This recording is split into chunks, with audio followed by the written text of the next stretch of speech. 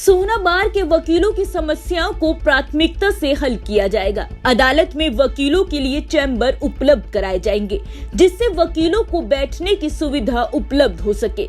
ये कहना है सोहना बार एसोसिएशन चुनाव में प्रधान पद पर अपना भाग्य आजमा रहे ललित राघव दौला का, जो अपनी जीत के प्रति काफी आश्वस्त नजर आते हैं तथा वकीलों की समस्याओं को हल कराने के लिए शुरू से ही लड़ाई लड़ते रहे हैं, जिसके कारण उपचुनाव में बार के वकीलों का उन्हें पूर्ण समर्थन भी मिल रहा है।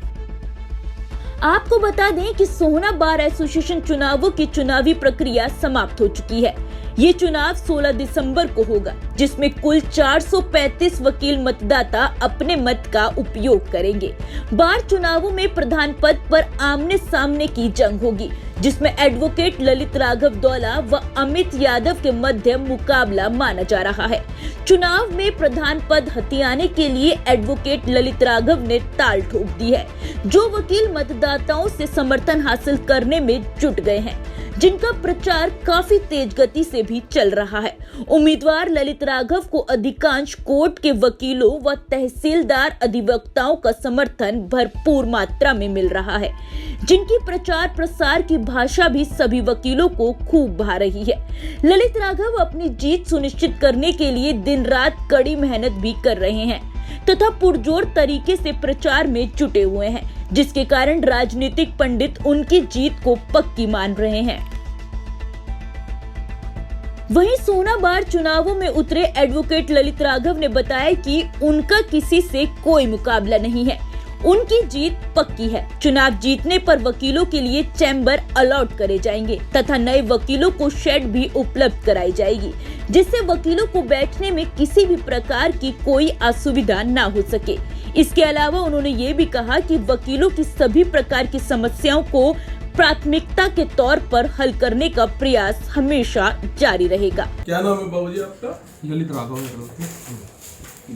बार के चुनाव है 16 दिसंबर को। हाँ जी।